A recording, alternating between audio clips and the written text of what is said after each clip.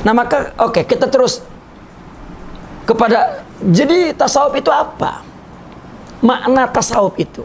Kalau kita lihat kronologi sejarah tadi, ya, kita akan melihat dua marhalah, ya, dua fase perkembangan tasawuf. Pertama, ketika tasawuf lahir, dilahirkan oleh kondisi politik, ekonomi, sosial, ya, karena ada perubahan moral, tetapi ada kemajuan politik dan ekonomi serta ilmu pengetahuan Islam. Dan bagaimana ulama mengobati rohani pada saat itu, ya, sampai tasawuf itu menjadi sebuah ilmu sendiri dan madrasah sendiri hingga bercerai dengan fikih itu. Sehingga di abad keempat awal itu mulai ada dikotomi, permisahan jalan antara fikih dan tasawuf, dan timbul peperangan. Katakanlah Imam Al-Ghazali mulai menyadari bahwa, sehingga pada abad-abad ketiga itu mulai muncul kitab fikih murni, tasawuf murni, akidah murni mulai. Sebetulnya memang itu sudah tuntutan zaman. Dulu pun kitab Nahu misalnya, Imam Sibawayh itu kitab Nahu Sibawayh itu 5 jilid. Isinya belum ada pemisahan antara sorob, Nahu, Ma'ani, Balaghah, Bayan, itu belum ada pemisahan, masih satu. Namanya satu yang, ya, kalau kita baca kitab Sibawayh, pertama yang kita buka itu tentang lughah, kedua tentang Nahu, ketiga tentang Balaghah, keempat tentang sorob. Jadi belum ada pemisahan sorob sendiri, Nahu sendiri, tidak ada. Buku-buku dulu tidak ada pemisahan itu. Ya, yang ada adalah kecenderungan ulama untuk mengumpulkan hadis berdasarkan ibadah, berdasarkan akidah, gitu. Tapi itu pun dalam satu buku. Baru kemudian muncul orang fikih saja, tasawuf saja, dan akhirnya mulai ada kefanatikan di abad keempat, kelima. Dalam fikih pun orang mulai berijtihad tentang perkara-perkara baru, macam-macam ijtihad. Ya, siapapun boleh berkata dan ini ijtihad, sehingga ribuan pendapat dan mengalami kerancuan yang sangat dahsyat. Itu sebab ulama di abad kelima itu tahu menyapu habis tuh berbagai akwal dan arok yang tidak berguna, dibuang, sehingga ditetapkan 4 mazhab. Sebetulnya Islam tidak perlu 4 mazhab. Jika ada yang masih komitmen mengatakan 4 mazhab tidak perlu, sebetulnya memang asas. Tetapi untuk menjaga umat, ini dulu selesai. Jangan pergi kemana-mana dulu. Kalau ini selesai, baru nak jadi mazhab sendiri pun tidak masalah, sebetulnya. Maka dulu setiap tokoh itu mazhab sendiri. Syekh Abdul Qadir meskipun di zaman yang sudah melewati proses kefanatikan, sudah lepas, seolah-olah dia mazhab sendiri. Ya. Maka masih di zaman abad ke-8 katakan Imam Ibnu Arabi mazhabnya Zuhairi, tidak ada masalah. Kalau sekarang orang lihat mazhab Zuhairi, keliru sekali, sangat salah. Tidak di zaman itu. Apalagi sudah masuk satu komunitas lingkungan yang hanya mazhab Syafi'i, dan kemudian di prem itu otaknya dikunci, cetrek, udah semakin Islam semakin kecil. Padahal pada mulanya ulama hanya untuk tarbiyah. Ya, ini dulu baru. Tapi sampai jadi ulama besar pun dosa besar rasanya pindah mazhab itu. Ya, itu kan ada sangkut di otaknya itu. Jadi fanatik. Akhirnya sampai sekarang tadi kita ini perkara yang paling kecil, sekecil-kecilnya persoalan Maulid, begaduh, tidak pernah berhenti setiap tahun. Ya. Soalnya perayaan Maulid itu diidentikan dengan kebesaran Nabi. Yang mengingkari Maulid, mengingkari Nabi ini, ada generasinya nanti yang merubah situasi ini sebetulnya. Ya. Taib, kita fokus ke sini. Mana tasawuf? Jika kata tasawuf disebut, maka mempunyai dua makna.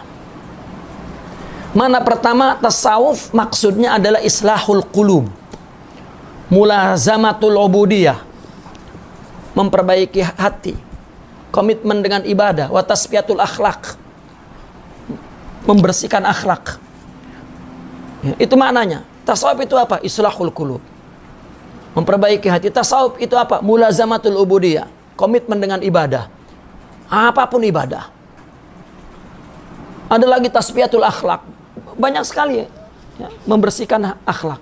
Ada menyuburkan zahir dan batin untuk mencapai kebahagiaan abadi. Tasawuf juga maknanya juhud dalam dunia.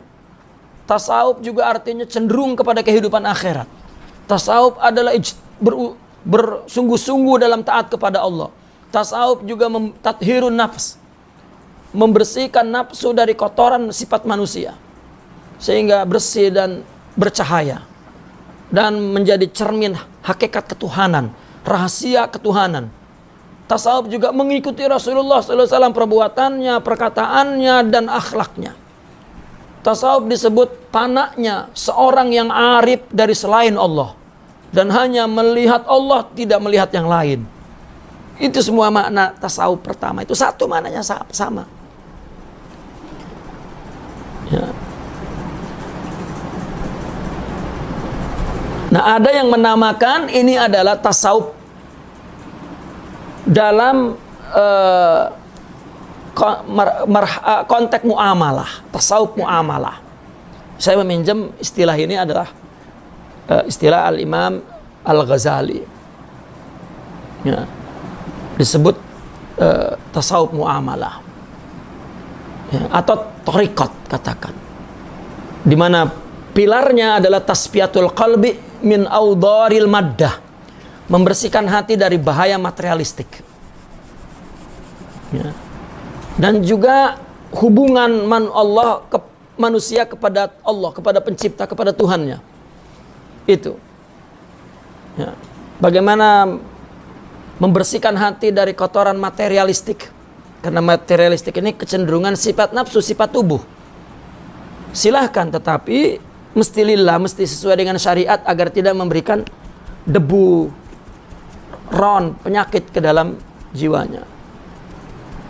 Ya. Inilah tasawuf muamalah atau tariqah. Ada yang mengatakan tasawuf akhlak. Ya, sama saja. Ya.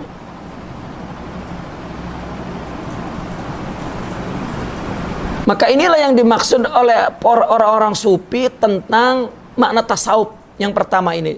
Tidak mesong sedikit pun kepada makna lain. Ya. Kita boleh tengok dari takrif mereka. Imam Junaidi misalnya mengatakan, at-tasawuf huwa an yumitakal haqqu anka wa yuhyika bihi. Itu Imam Al-Ghazali, Imam Junaidi mengatakan begini, tasawuf adalah Allah mematikanmu dari dirimu dan menghidupkanmu dengannya. Itu satu definisi yang syarat dengan terminologi. Ya. Tasawuf bagaimana Allah mematikan kamu dari kamu. Artinya prakteknya adalah bagaimana kecenderungan ananiyah, ya maslahat diri, ya itu kalah dengan sifat rohani. Hidupnya dengan sifat rohani itu. Beliau juga mengatakan tasawuf antakuna ma'allahi bila alaqah, bersama Allah tanpa ada tali penghubung apapun. Ada lagi yang mengatakan tasawuf adalah isti'malu kulli khuluqin sanai, bagaimana menggunakan semua akhlak yang mulia dan meninggalkan semua akhlak buruk. Ya. As-Syekh Abdul Hasan Syazili radhiyallahu an, beliau mengatakan at-tasawuf tadribun nafas alal ubudiyah, melatih diri ini di atas ibadah dan ditundukkan, dikembalikan kepada hukum-hukum Tuhan. Ya. Bahkan Syekh Zarruq pun dalam kawaidnya mengatakan tasawuf telah didefinisikan, diberikan batasan, ditafsirkan oleh ulama hingga lebih 2000 definisi itu. Maknanya semua yaitu mengarahkan kepada sidik tawajuh kepada Allah. 2000 lebih definisi itu ruhnya satu, arahannya satu. Bagaimana agar sidik tawajuh kepada Allah. Ya, sehingga tasawuf identik dengan sidik tawajuh. Sehingga orang kalau nak tahu apakah aku tasawuf, jika ada sidik tawajuh, sebesar apa sidik tawajuhnya, sebesar itu tasawufnya. Dan ulama memberikan berbagai istilah. Ya, orang boleh mempelajari. Imam Zarruq mengatakan istilah itu, istilah kepada sesuatu itu mempunyai makna.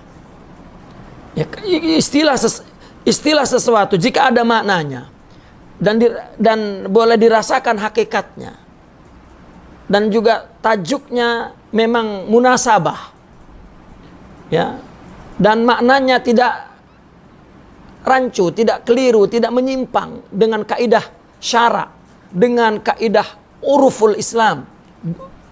Uruf, apa uruf itu? Kebiasaan orang Islam, dan tidak menghilangkan tajuk dasar dalam agama, ya, dan juga tidak menghilangkan kebiasaan tradisi orang Islam yang sesuai dengan ajaran Islam, ya. Dan juga tidak ada kontradiksi secara hukum, ayatnya bahasa Arab, perkataannya, ya, maka tidak ada jalan untuk diingkari. Begitu kata Imam Zarruq tentang tasawuf. Nah, maka tasawuf inilah yang kemudian sering diartikan tasawuf adalah ilmu li islahil qulub wa tarbiyatiha. Ini tasawuf tarekat pertama. Pada permulaan munculnya memang fokusnya kepada ini. Ketika mereka sudah menjadi satu kumpulan yang mutamayyiz, yang khas. Dulu mulai dari Imam Hasan Al-Basri itu sudah mulai ada sebetulnya. Ya, dan diizinkan oleh Sayyidina Ali untuk memberikan irsyadat. Ya, pada saat itu terus makin menjadi sebuah kelompok khusus, gerakan khusus, ilmu khusus, akhirnya menciptakan terminologi khusus, ya. Lama-kelamaan menjadi sebuah bidang ilmu yang definisinya adalah ilmu untuk memperbaiki hati dan mentarbiahnya, dan ilmu yang adalah untuk menunggalkan Allah dari selainnya, ya.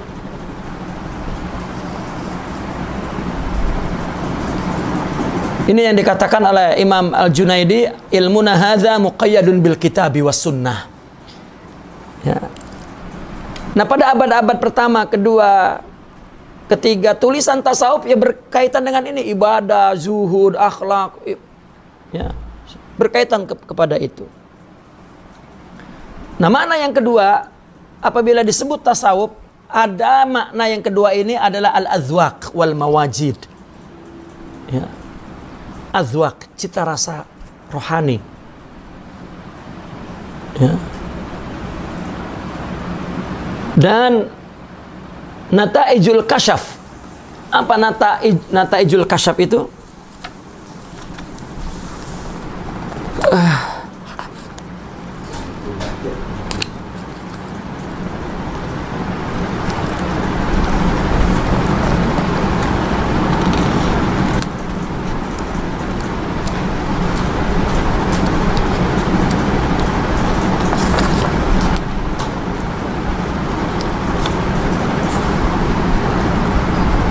Tentang zauk, pengalaman rohani yang merasakan kebenaran secara langsung, dan wajad, rasa kenikmatan batin, serta terhasilnya atau kasyaf, terbukanya hijab yang dinampakkan kepada para salik dan penempuh jalan menuju Allah. Ya. Karena dia sudah melakukan tasfiyah, tazkiyah, islah, maka ada zauq yang berbeda. Hidup dengan kemurnian, kebersihan, akhlak mulia ternyata berbeda dengan kehidupan sebelumnya. Nah, mulai pengalaman ini, natijah kasyaf ini diungkapkan. Ya. Inilah sebetulnya yang disebut makna khusus bagi si pemiliknya. Tidak boleh dizahirkan, ditulis, disinggung-singgung, dan tidak boleh dijadikan sebagai hukum syara, hujah, tidak boleh. Ya. Karena ini tidak dapat diungkapkan oleh kata-kata. Karena ini azwaq. Nah, inilah yang dikatakan oleh sebagian mereka, ilmuna hadza isyarah. Ilmu kami ini isyarah. Fa idza sara ibarah pania. Kalau dikatakan hilang. Ya, ini yang ada dalam nazam, ya, dalam kitab Al-Mabahis Al-Asliyah. Wa wad'uhu fil kutubi la yajuzu bal huwa kanzun pinnuha maqnuzu iyyaka an tatma'a an tahuzahu min daftarin aw syi'rin aw arjuzah. Menuliskannya di kitab tidak boleh. Ya, bahkan ilmu itu dibiarkan tersimpan dalam pikiran. Dan kamu juga tidak boleh ingin menguasainya dari buku, dari syair atau dari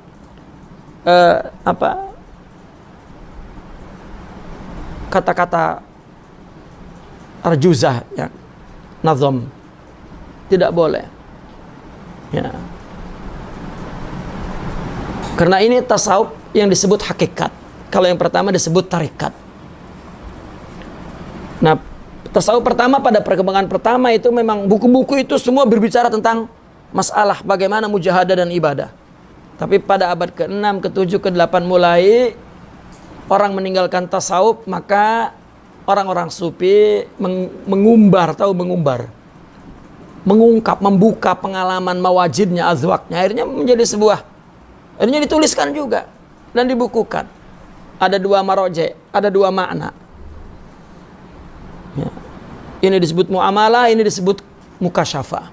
Ini disebut as-sair ilallah, ini disebut as-sair fillah. Ini disebut tarekat, ini disebut hakikat. Yang ini disebut tahalli, di sini tajalli. Dan itu istilah, apapun istilahnya sama, dua makna tasawuf itu. Jadi kalau orang mengatakan tasawuf itu sudah betul, karena orang mengatakan ini tak paham, menimbulkan ini, Ibnu Arabi Batini, dia membaca referensi tasawuf ini. Ya. Dan orang pun tak ada tarekat, tak ada guru, lalu menekuni ilmu hakikat saja ini.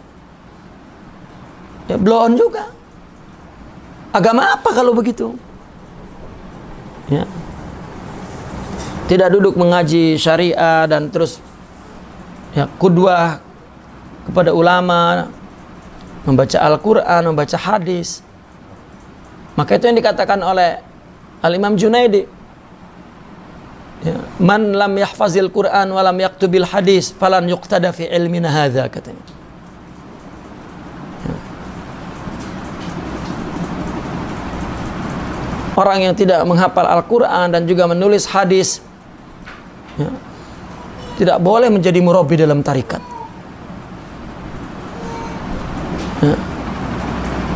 Bukan apabila dia Allah buka saja paham tentang hakikat, seolah-olah dia paling tinggi sudah dari para ulama. Dia mengira bahwa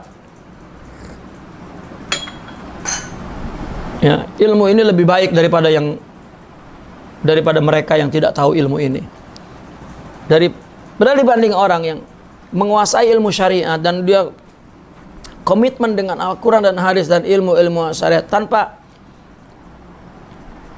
bertasawuflah, tanpa bertarekatlah katakan, dan tanpa mengerti ilmu hakikat, tidak membaca, tapi dia komitmen dengan syariat itu jauh lebih baik dari orang bodoh, tidak tahu mubtada khobar, katakan tidak tahu, tapi paham hakikat.